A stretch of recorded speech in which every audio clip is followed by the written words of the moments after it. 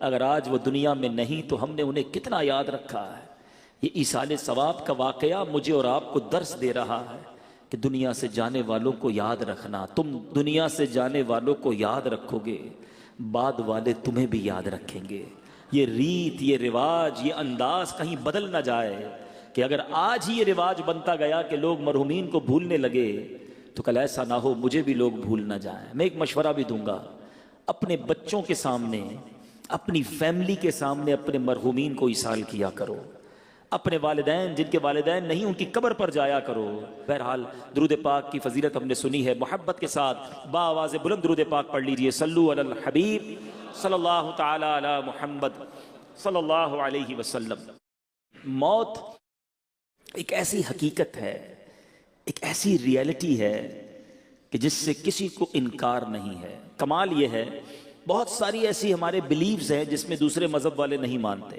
کئی قومیں کچھ اور مانتی ہیں، کئی مذہب والے کچھ اور کسی بات کو سمجھتے ہیں، ہم کچھ اور سمجھتے ہیں، مگر موت ایک ایسی حقیقت ہے کہ دنیا کے تمام مذہب والے، دنیا کے تمام ملکوں میں رہنے والے، انٹلیکچوئلز ہوں، پڑھے لکھے ہوں یا جاہل ہوں، ہر کوئی مانتا ہے کہ موت آنی ہے، اس سے فرار نہیں ہے۔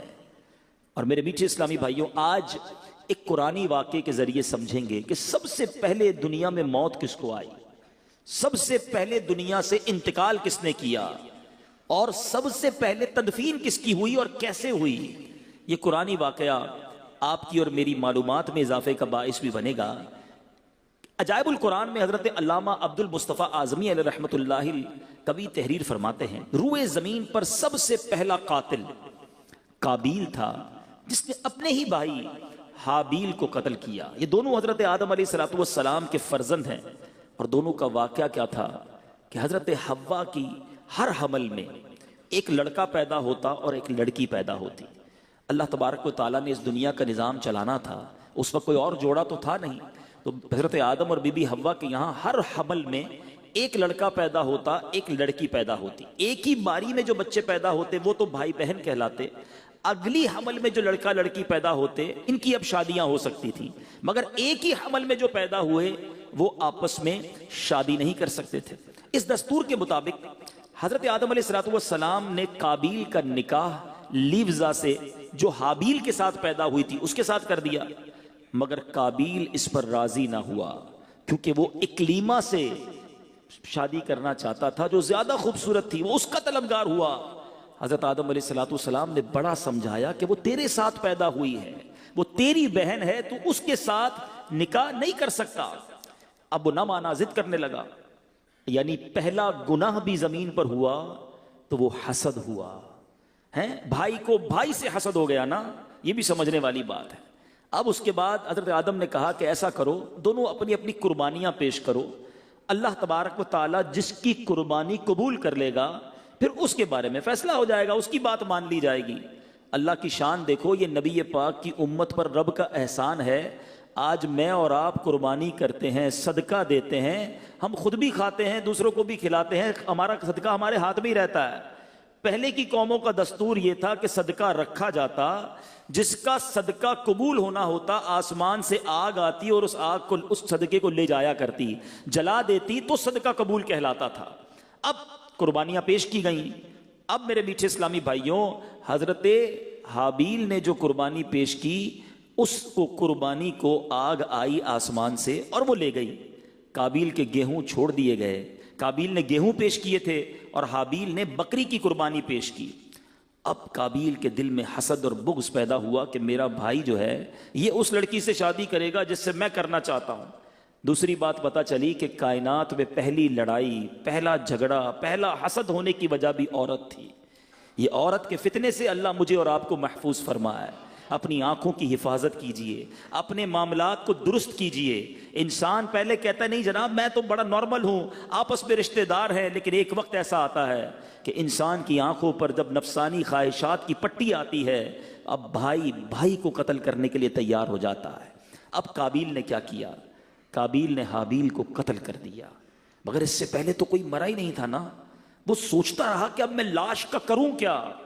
کئی دنوں تک کاندھے پر اٹھائے لاش گھومتا رہا، تدفین تو ہوئی نہیں تھی نا، مرا ہی کوئی نہیں تھا دنیا میں، تو پتہ ہی نہیں تھا پروسیجر کیا ہے، مرنے کے بعد مردے کے ساتھ کرنا کیا ہے۔ اب اللہ تعالیٰ نے دیکھیں کیسا ایک حکمت کا نظام بنایا کہ قابیل کے سامنے ایک ایسا منظر آیا کہ دو کوے آپس میں لڑ پڑے، ایک کوے نے دوسرے کوے کو مار دیا۔ اب اس نے کیا کیا، اپنے پنجوں سے زمین کریدی اور پہلے کوے کی لاش اس میں دفن کر دی۔ گویا یہ پیغام دیا گیا، بتایا گیا کہ مردہ دفنانا ایسے ہے۔ تو اب قابیل نے حابیل کو دفنایا اور ان کو یوں سمجھیے کہ زمین میں ان کی تدفین ہوئی۔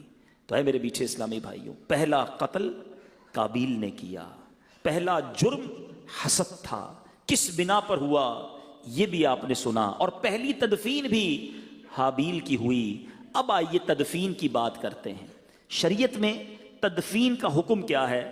یاد رکھیے، مسلمان کی تجہیز و تکفین یہ فرض کفایہ ہے، یعنی سب پر فرض ہے، لیکن اگر کچھ لوگ مل کر ادا کر دیں تو یہ سب پر سے یہ فرض جو ہے یہ ادا ہو جائے گا۔ اور سبحان اللہ، یہ وہ نیکی ہے، لوگ عموماً اس سے کتراتے ہیں، یہ وہ کام ہے، یہ وہ اجر ہے کہ نبی پاک علیہ الصلوۃ والسلام نے ارشاد فرمایا، جو کسی میت کو نہلائے، کفن پہنائے، خوشبو لگائے، جنازہ اٹھائے اور نماز پڑھے، اور جو ناقص بات، بعض اوقات غسل کے دوران کوئی ایسی بات سامنے آتی ہے جو بتانے والی نہیں ہوتی، آقا فرماتے وہ ناقص بات اسے چھپا دے تو وہ گناہوں سے ایسا پاک ہو جاتا ہے جیسے پیدائش کے دن ہوا تھا۔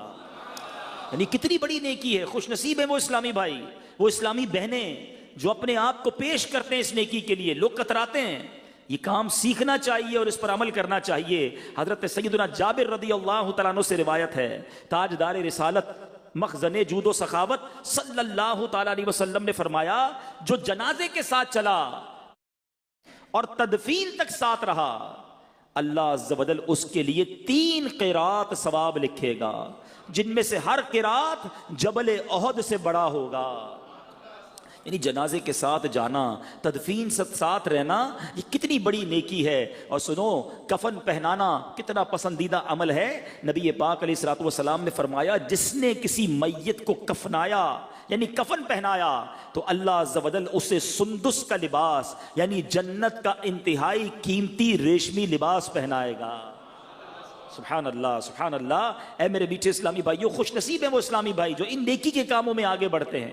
اللہ سلامت رکھے دعوت اسلامی والوں کو۔ دعوت اسلامی نے تو باقاعدہ ایک شعبہ بنا دیا ہے، مجلس تجہیز و تکفین، جس میں اسلامی بھائیوں کو، اسلامی بہنوں کو باقاعدہ کورس کروایا جاتا ہے کہ آپ اس نیکی میں آگے بڑھیں اور یہ برکتیں لوٹنے ہمیں بھی چاہیے۔ ویسے غور کرنے کی بات ہے کہ ہمارے گھر میں جنازہ نہیں ہوا تو ہونا ہے۔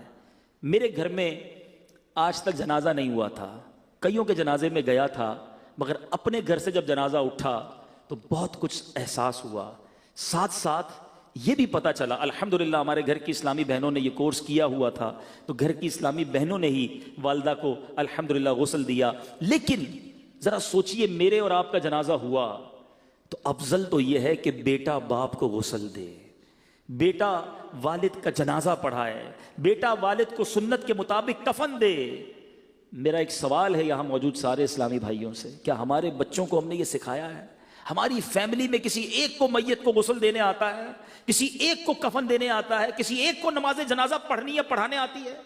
ہم سوچیں نا کہ ہم کیسی تربیت کر رہے ہیں۔ میں آپ کو مشورہ دوں گا، دعوت اسلامی والے مسئلہ بتاتے بھی ہیں، سولوشن بھی بتاتے ہیں۔ کمال کر دی ہماری اس مجلس نے تو کہ ویڈیو اس کی باقاعدہ VCD جاری کر دی ہے کہ اگر اب تو اپلیکیشن بھی آ گئی ہے، اپنے گھر والوں کو بٹھائیں، یہ 1 گھنٹے کی ویڈیو دکھا دیں کہ بیٹا دیکھو ایسے غسل ہوتا ہے، ایسے کفن دیا جاتا ہے، اور ایک آدھ کسی جنازے میں اپنے بیٹے کو ساتھ لے جائیں تاکہ غسل میں، کفن میں وہ سیکھ لے، تاکہ جب آپ کا یا میرا انتقال ہو تو افضل یہ ہے، وہ باپ خوش نصیب ہے جس کو اس کا بیٹا سنت کے مطابق غسل دے، اس کو کفن دے، اپنے ہاتھوں سے اسے قبر میں اتارے۔ تو بہرحال میرے میٹھے اسلامی بھائیوں، اب کچھ مسائل نماز جنازہ کے بارے میں سن لیجئے، کچھ کنفیوژنز بھی ہیں، وہ بھی آج کلیئر ہو جائیں گی۔ نماز جنازہ فرض کفایہ ہے، ایک بھی ادا کر لے تو سب بری ذمہ ہو جائیں گے، ورنہ جن جن کو خبر پہنچے گی، یعنی کسی نے بھی ادا نہیں کیا تو جن جن کو خبر پہنچی وہ سب کے سب گناہگار ہوں گے۔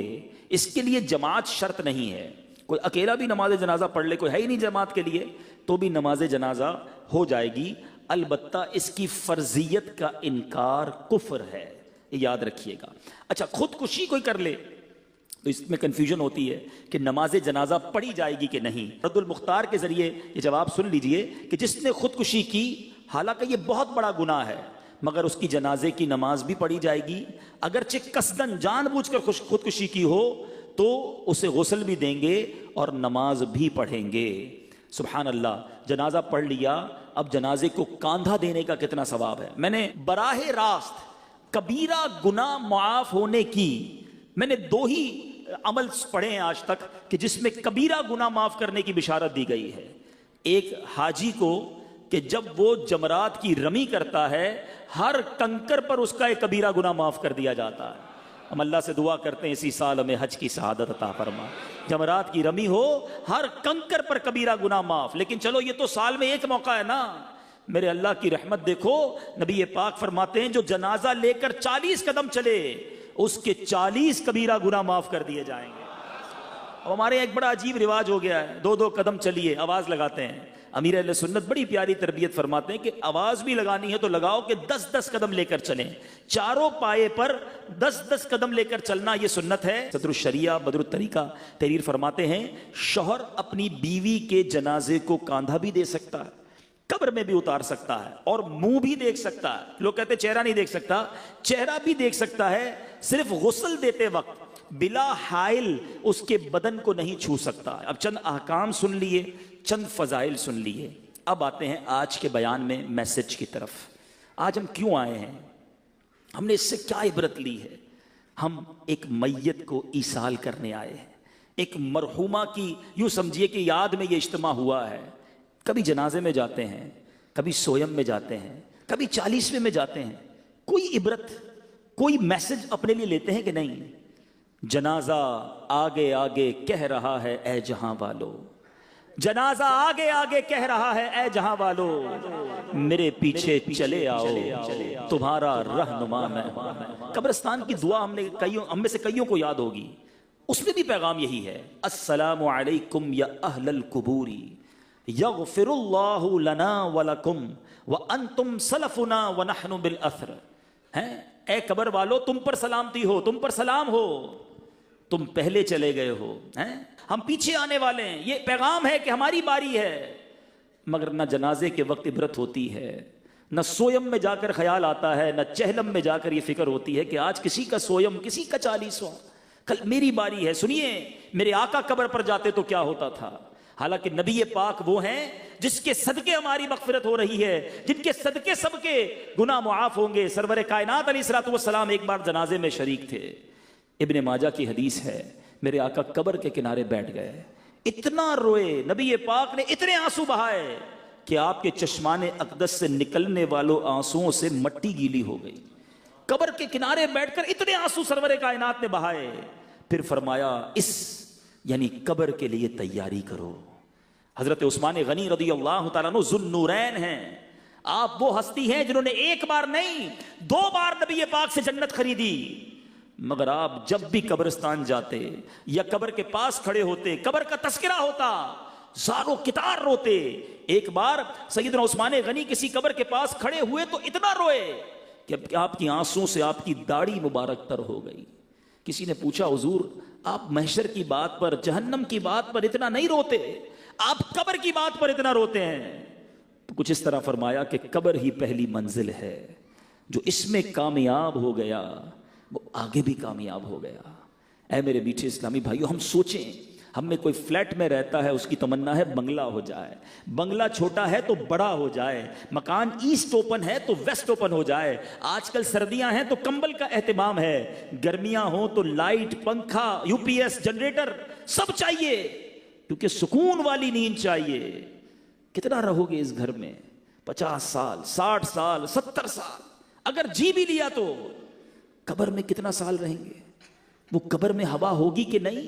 چھوٹا گھر اچھا نہیں لگتا، کبھی دیکھیے قبر 2 گز کی قبر ہوتی ہے، کھڑا بھی نہیں ہو سکتا بندہ، کروٹ بھی نہیں لے سکتا۔ مگر آؤ میں بتاتا ہوں، اگر اللہ راضی ہوا تو قبر کتنی بڑی ہو جائے گی۔ 1000-2000 گز کا بنگلہ دیکھ کر حسرت کرتے ہو نا، جس میں پتہ ہی نہیں کتنا رہو گے، جس قبر میں صبح قیامت تک رہنا ہے، علماء فرماتے ہیں جس سے رب راضی ہو گیا اس کی قبر تا حد نگاہ وسیع ہو جائے گی. تا حد نگاہ کا مطلب سمجھتے ہیں؟ کبھی سمندر کے کنارے یا کسی کھلے میدان میں کھڑے ہو جائیں, جدھر تک آئی سائٹ جاتی ہے, تا حد نگاہ جدھر تک آپ کی آنکھ جاتی ہے, وہ پوری جگہ, اتنی بڑی جگہ جو ہے وہ قبر ہو جائے گی. اور پھر وہ جنت کا باغ ہوگی, جنت کی کھڑکی کھلی ہوگی. یہ قبرستان میں ساری قبریں ایک جیسی دکھتی ہیں مگر سب کی کہانی الگ ہے. کوئی جنت کا باغ ہے اور کوئی دوزخ کا گھڑا ہے. چھوٹے مکان میں وحشت ہوتی ہے نا. سنو, یہ 2 گز کی قبر بھی یہ جتنی چوڑی ہے اتنی بھی نہیں رہے گی اگر اللہ ناراض ہوا. میرے آقا نے ہاتھوں کو ملا کر فرمایا کہ جس سے رب ناراض ہوا بے نمازی کو قبر اس طرح دبائے گی کہ اس کی پسلیاں ٹوٹ پھوٹ کر ایک دوسرے میں پیوست ہو جائیں گی. کبھی عید والے دن کسی پہلوان نے, کسی مضبوط آدمی نے ہمیں دبایا ہوگا, چیخ نکل جاتی کہ بس یار زیادہ نہیں. مگر جب قبر دبائے گی تو پسلیاں ٹوٹ جائیں گی. کدھر جائیں گے آج؟ اب اس محفل کے اندر ابھی کوئی چھپکلی, کوئی چوہا وغیرہ آ جائے, سب اٹھ کر بھاگنے لگ جائیں گے. ہمارے کپڑے پہ کوئی کیڑا گرے فوراً ہٹا دیتے ہیں. کبھی سوچا قبر میں کیڑا آ گیا تو میں کیا کروں گا؟ وہاں سانپ آ گئے تو کون ہٹائے گا؟ کدھر جاؤں گا؟ نکل کے بھی نہیں بھاگ سکوں گا. خدا را میٹھے اسلامی بھائیوں, اپنے لیے کوئی عبرت تو لیجئے نا. اپنی آخرت کی کوئی تو تیاری کیجئے. صبح سے لے کر شام تک ایک ہی مائنڈ سیٹ کہ دنیا اچھی ہو جائے, پیسے مل جائیں, جناب یہاں راحت مل جائے, یہاں لگژریز مل جائے. کیوں نہیں سوچتے کہ ہم نے مرنا ہے؟ میں آج دوپہر کو ایک ایسے نوجوان کے گھر سے ہو کر آیا ہوں. 17 سال عمر تھی.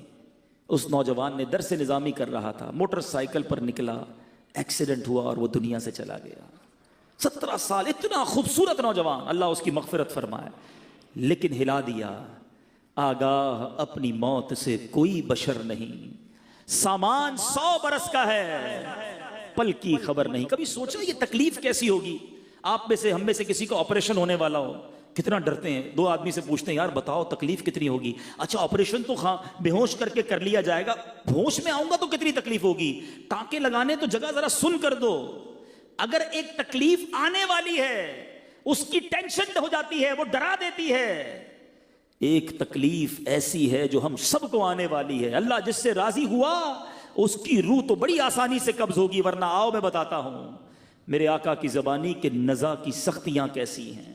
بزرگوں نے کتابوں میں لکھا, شرح الصدور میں امام جلال الدین سیوطی شافعی لکھتے ہیں, موت دنیا اور آخرت کی ہولناکیوں میں سے سب سے زیادہ ہولناک ہے. یہ آروں سے چیرے جانے سے زیادہ, کینچیوں سے کاٹے جانے سے زیادہ, اور ہانڈیوں میں ابالنے سے زیادہ سخت تر ہے. کوئی سوچ سکتا ہے اتنی تکلیف کے بارے میں؟ اگر مردہ زندہ ہو جائے اور اپنی موت کی نزا کی سختیاں دنیا والوں کو بتا دے تو ان کی نیند اڑ جائے, سارا عیش و آرام ان کا ختم ہو جائے. بے وفا دنیا پہ مت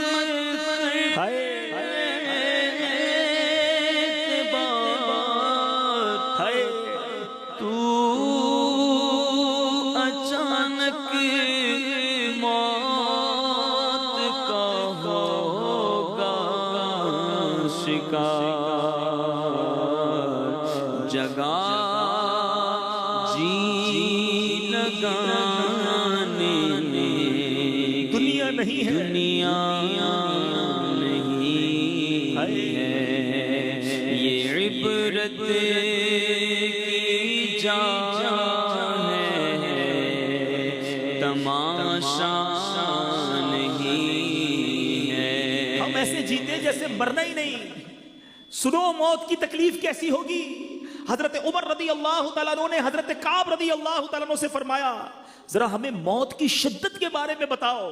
حضرت کعب نے کہا اے امیر المومنین, موت ایک ایسی ٹہنی کی طرح ہے جس میں بہت زیادہ کانٹے ہو اور وہ انسان کے جسم میں داخل ہو جائے, اس کے ہر کانٹے نے ہر رگ میں جگہ پکڑ لی ہو, اسے ایک آدمی انتہائی سختی کے ساتھ کھینچے تو کچھ باہر آ جائے اور باقی جسم میں رہ جائے.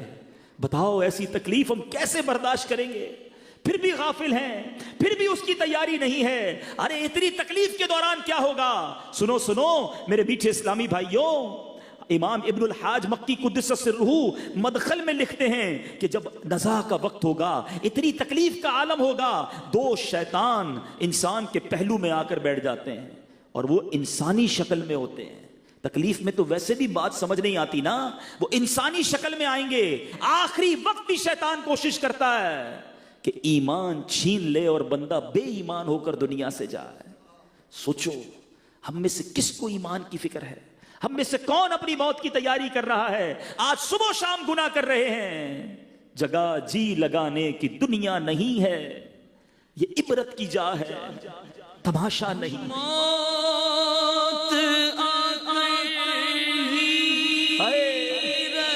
نہیں بچ پائیں گے، آ کر رہے گی۔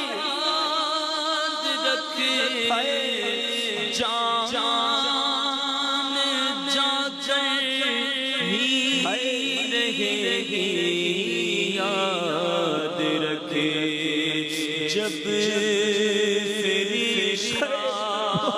موت کا چھا جائے گا، بچہ کوئی نہ تجھ کو پائے گا۔ قبر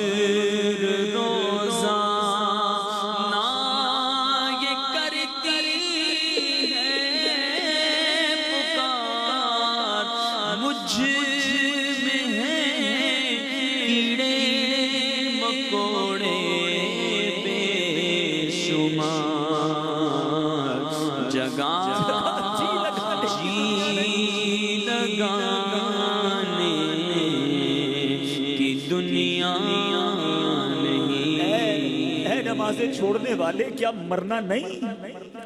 اے اپنی آنکھوں کو حرام سے پر کرنے والے کیا مرنا نہیں؟ اے اپنے کانوں کو حرام میوزک اور بری باتوں کو سے بھرنے والے تجھے مرنا نہیں؟ اے حرام کام کرنے والے، اے سود کا کاروبار کرنے والوں، اے جھوٹ بول کر اپنا مال بیچنے والوں، اے مسلمانوں کو دھوکہ دینے والوں، اے مسلمانوں پر ظلم کرنے والوں، مرنا نہیں؟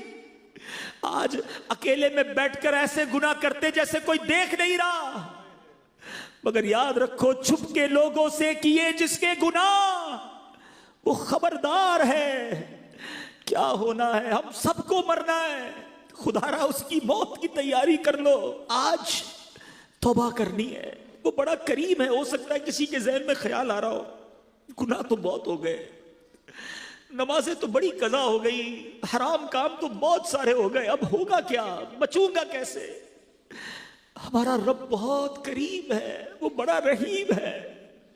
70 سال بندہ گناہ کرے، ایک بار سچی توبہ کر لے، وہ کریم سارے گناہ معاف کر دیتا ہے۔ اس کی رحمت چاہتی ہے میرا بندہ بخشا جائے، پکارو تو صحیح اسے، ایک بار سر تو جھکاؤ اس کی بارگاہ میں کہ مولا معاف کر دے، ہو گئی غلطی مالک معاف کر دے، میں بڑا گناہگار ہوں مالک معاف کر دے، اکیلے میں کیے گناہ یہ جانتے ہوئے کہ تو دیکھ رہا تھا مالک معاف کر دے، کر لیے حرام کام، آ گیا شیطان کی باتوں میں ہوں تیرا بندہ، تیرے سوا کون ہے میرا مالک معاف کر دے۔ میری ماں سے میں نے کئی بار معافی مانگی، ماں نے معاف کیا، اے اللہ تو 70 ماؤں سے زیادہ چاہنے والا ہے، اپنے اس گناہگار بندے کو معاف کر دے۔ خدا کی قسم ایک بار اس کریم کو پکارو تو صحیح، ایک بار سر تو جھکا لو اس کے سامنے، وہ کیسے معاف کرتا ہے۔ بہت بڑا اہتمام نہیں کرنا پڑتا، ایک بار دیکھو میرا رب شرمندگی کو کیسے قبول کرتا ہے۔ حضرت عمر رضی اللہ تعالیٰ عنہ ایک بار کہیں جا رہے تھے، ایک شخص کے ہاتھ میں شراب کی بوتل تھی، حضرت عمر نے اس کو پکڑا، کہا بتاؤ کیا ہے۔ حضرت عمر کی عدالت، آپ کا جلال، آپ کے فیصلوں کی ہیبت تھی۔ وہ شخص کہا آج تو مارے گئے، ہاتھ میں شراب کی بوتل ہے، حضرت عمر سامنے کھڑے ہیں۔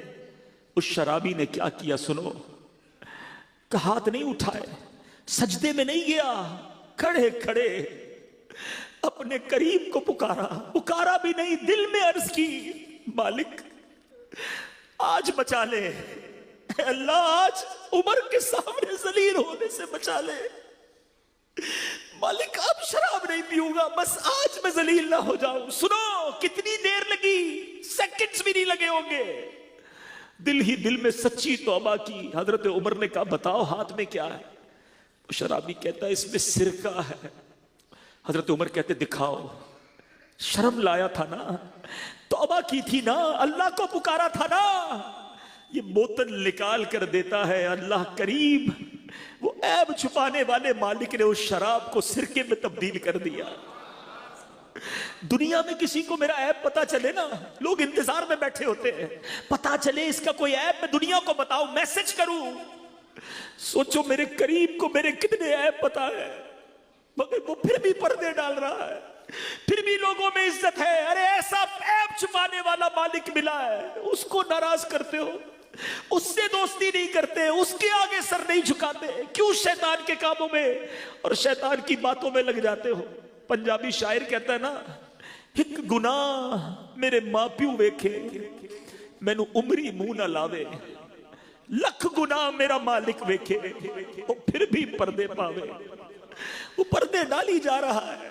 خدا را توبہ کر لیجئے، اپنی آخرت کی تیاری کر لیجئے، یہ مشکل نہیں ہے، اس کو ہیوی ڈوز نہ سمجھو، صرف غفلت ہے۔ چھوڑو ان گناہوں بھری زندگی کو، ایک بار اللہ کی بارگاہ میں سچی توبہ کر کے سر جھکا لو، اور آج پکی سچی نیت کر کے جاؤ، کچھ بھی ہو جائے، ایٹ اینی کاسٹ، کچھ بھی ہو جائے، آج کے بعد میری کوئی نماز قضا نہیں ہوگی۔ ایسا نہیں، ایسا نعرہ لگاؤ دل سے کہ بس آج کے بعد ہماری کوئی نماز قضا نہیں ہوگی، حرام کاموں کے قریب بھی نہیں جائیں گے، اپنے رب کو ناراض کرنے والے کام نہیں کریں گے۔ اب ہمت تو کرو، پھر دیکھو اللہ سے ہی مانگو۔ ہاں یہ بھی کئی بار ہوا کہ ہم نے توبہ تو پہلے بھی کی ہے، اللہ سے عرض کریں گے نا ہم ہیں ہی کمزور، یا اللہ پھر توبہ کی ہے، تیرے گھر میں بیٹھ کے توبہ کی ہے کمزور، پہلے بھی کئی بار توبہ کی، شیطان لگا دیتا ہے برے کاموں میں۔ اللہ تو قوت دے، ہمیں ہمت دے، ہمیں استقامت دے، ہمیں اچھا کر دے، ہم بننا چاہتے ہیں اچھا۔ میں نے مانا میں سب سے برا، سب سے برا، پر میں سدھرنا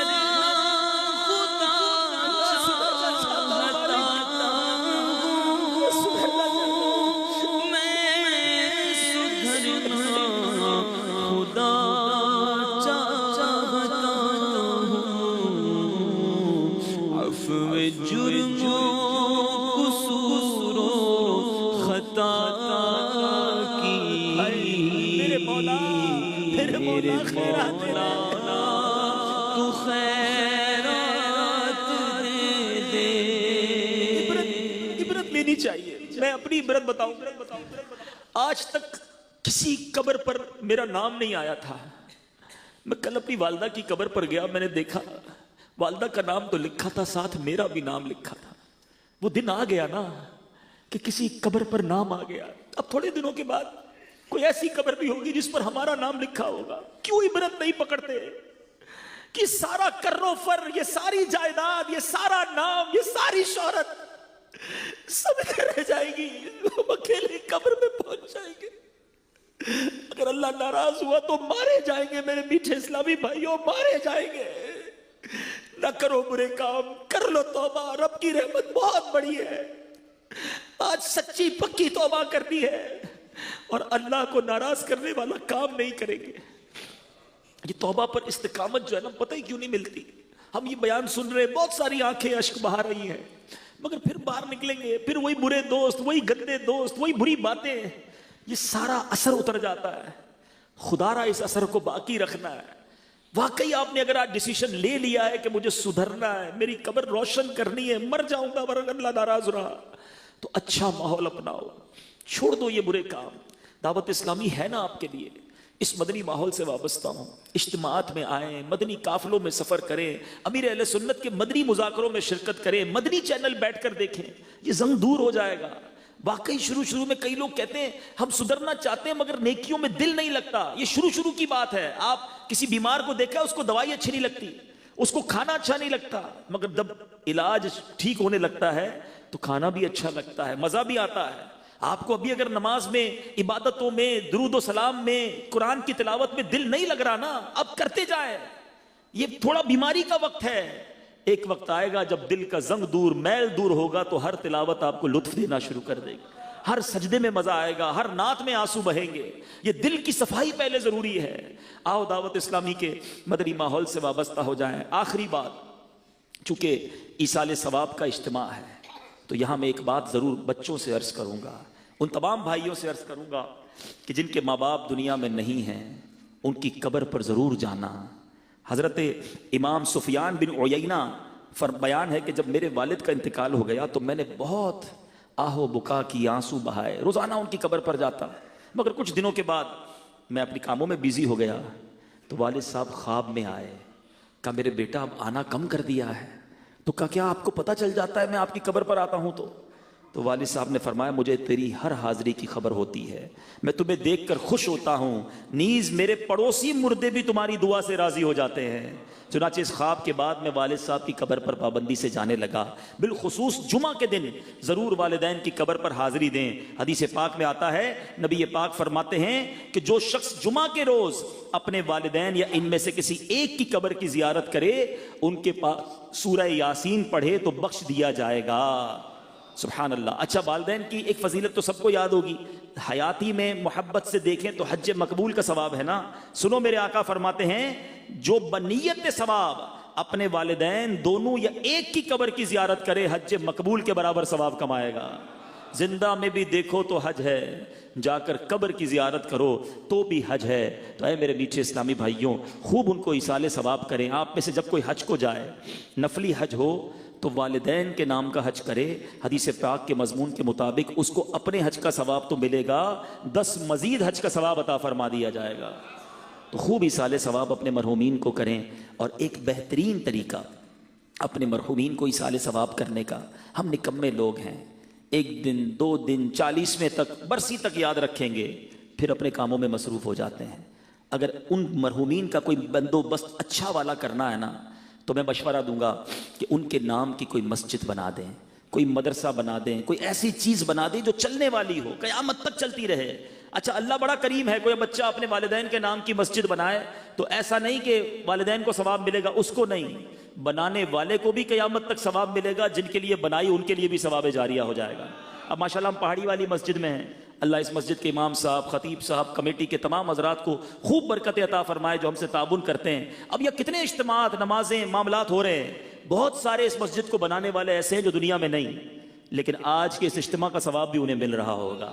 تو یہ وہ نیکی ہے، یہ وہ ثواب کی فیکٹری ہے جو ہمیں لگا دینی چاہیے۔ تو جنہوں نے اب تک اپنے مرحومین کے لیے ایسا نہیں کیا، دعوت اسلامی سے رابطہ کریں۔ بدری چینل پر بھی جو مجھے سن رہے ہیں، سوشل میڈیا پہ جو مجھے سن رہے ہیں، آپ ہم سے رابطہ کریں۔ دعوت اسلامی کا پورا ایک شعبہ ہے، مجلس سے خدام المساجد، بہت تھوڑے بجٹ میں بھی مسجد بن جاتی ہے، بلکہ اگر ہمارے پاس تو کئی پلاٹس بھی موجود ہیں، آپ ہمارے پاس آئیں، رابطہ کریں ہمارے ذمہ داران سے، ہم آپ کو بتائیں گے کہ بھائی یہ پلاٹ ہے، آپ اس پہ تعمیر کر دیں، آپ کے والد صاحب والدہ کے نام پر قیامت تک سجدے ہوتے رہیں گے، آپ کو نیکیاں ملیں گی۔ اللہ تعالی ہم سب کا جمع ہونا اپنی بارگاہ میں قبول فرمائے۔ صلو علی الحبیب صلی اللہ تعالی علی محمد صلی اللہ علیہ وسلم۔ سچی توبہ نصیب کر دے، بدل دے مولا، یہ دل بدل جائے، یہ گناہوں سے نفرت ہمیں ہو جائے۔ تیرے بندے ہیں مالک، کمزور ہیں، تجھے پکار رہے ہیں، آج ہم سب پر ایسی نگاہ فرما کہ آج کے بعد ہماری کوئی نماز قضا نہ ہو، آج کے بعد ہم گناہوں کی طرف نہ جائیں، نیکیوں میں ہمیں مزہ آنے لگ جائے، ہمارا دل لگ جائے۔ اے اللہ، حرام کاموں سے ہماری جان چھڑا دے، ہمارے بچوں کو نیک بنا، ہمارے گھر والوں کو نیک بنا، ہمارے مریضوں کو شفا عطا فرما، بے روزگاروں کو حلال طیب آسان روزگار دے دے، سب کے روزگار میں رزق حلال میں برکتیں عطا کر۔ ان اللہ و ملائکتہ یصلون علی النبی یا ایھا الذین آمنوا صلوا علیہ وسلموا تسلیما۔ صلی اللہ علی النبی الامی وآلہ صلی اللہ علیہ وسلم۔ صلاۃ و سلام علیک یا سیدی یا رسول اللہ۔ جب دمِ واپسی ہو یا اللہ، سامنے ہو روضہ رسول اللہ، اور لب پہ ہو لا الہ الا اللہ محمد الرسول اللہ۔ عشق سے